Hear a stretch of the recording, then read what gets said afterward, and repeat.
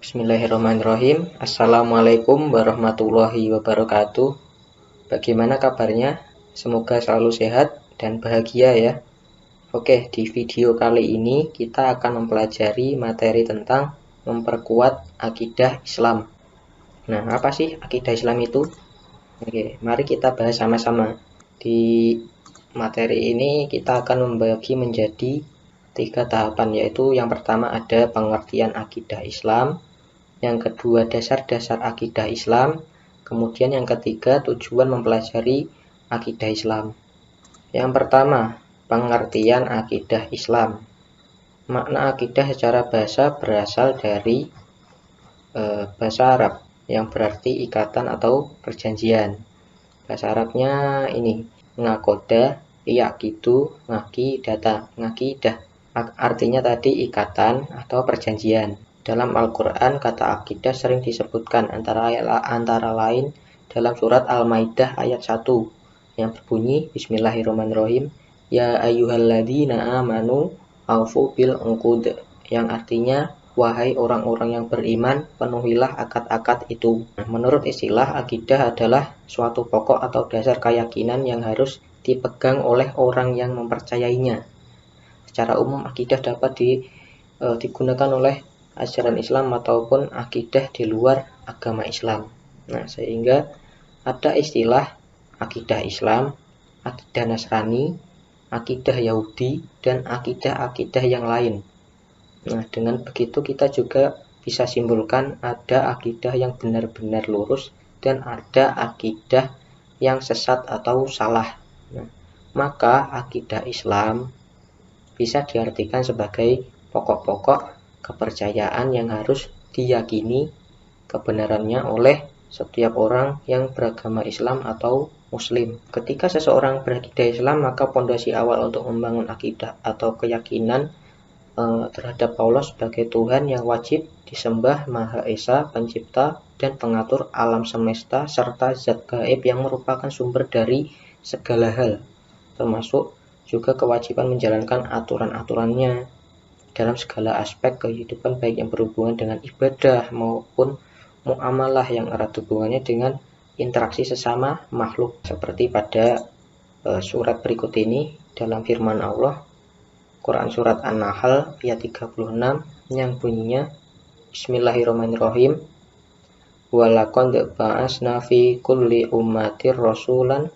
ani'budullahi wajtanibu taghut faminhum man hadallahi wa minhum man haqqa 'alaihi dhalalah fasiru fil ardi fangdur kaifa kana akibatu mukadzibin, yang artinya, dan sungguh kami telah mengutus seorang rasul untuk setiap umat untuk menyerukan sembahlah Allah dan jauhilah taghut.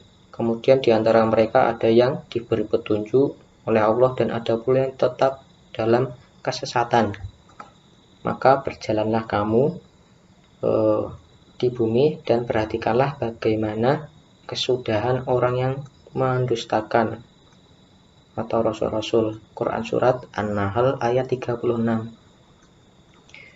kemudian selanjutnya yang kedua ada dasar-dasar akidah Islam. Nah, apa saja sih dasar-dasar akidah Islam itu? Nah, dasar-dasar akidah Islam adalah Al-Quran dan As-Sunnah. Karena itu akidah Islam bersifat tauqifi. Artinya tidak dapat ditetapkan kecuali berdasarkan dengan dalil syar'i, yaitu Al-Quran dan As-Sunnah. Selain itu tidak seorang pun mengetahui tentang Allah, tentang segala yang wajib baginya dan harus disucikan darinya, melainkan Allah itu sendiri.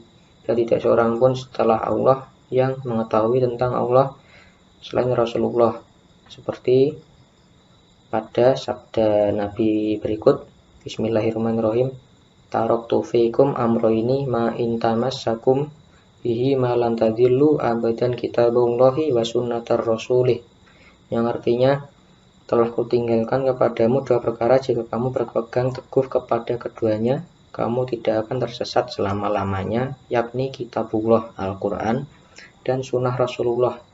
Maka dari itu, apapun yang ditunjukkan Al-Quran dan As-Sunnah harus diimani, diyakini, dan diamalkan dalam perbuatan.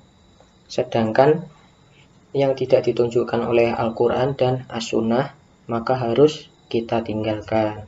Oke, lanjut kita ke yang terakhir, tujuan mempelajari akidah Islam. Nah, akidah Islam ini sangat penting dipelajari ya, dan dipahami bagi setiap muslim utamanya, sehingga akan menjadi sebab kuat imannya dan istiqomah mengamalkan Islam. Dengan demikian, tujuan mempelajari akidah Islam sebagai berikut ya. Yang pertama, memupuk dan mengembangkan dasar ketuhanan yang telah ada sejak manusia lahir.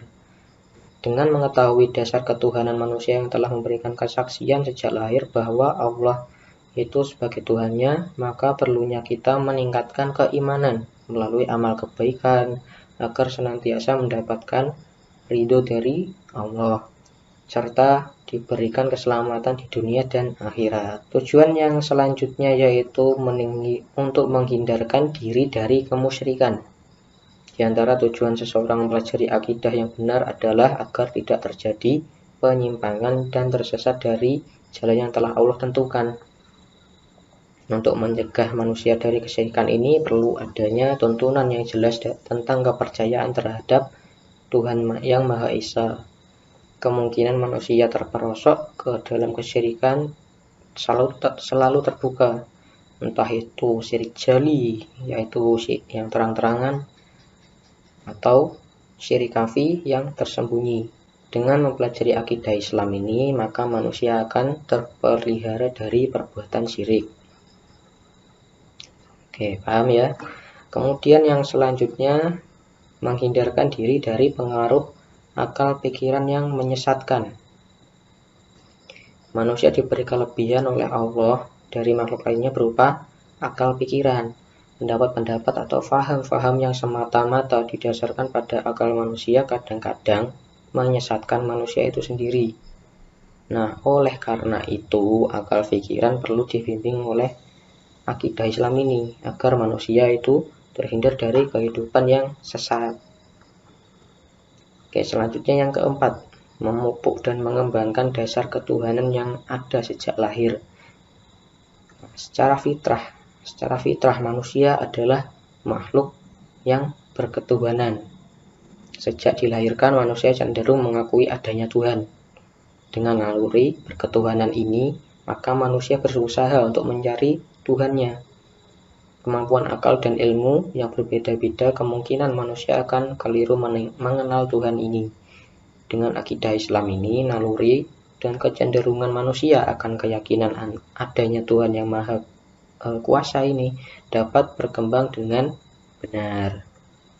Oke, lanjut yang terakhir, menghindarkan diri dari pengaruh akal pikiran yang menyesatkan. Manusia diberi kelebihan oleh Allah dari makhluk lainnya berupa akal pikiran ya.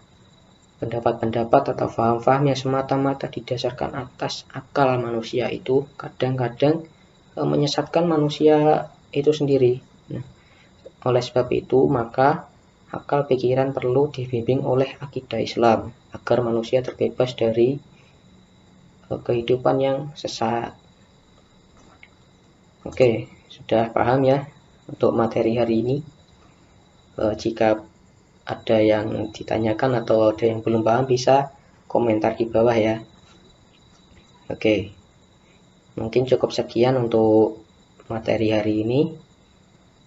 Saya akhiri, mohon maaf jika ada kekurangan. Wassalamualaikum warahmatullahi wabarakatuh.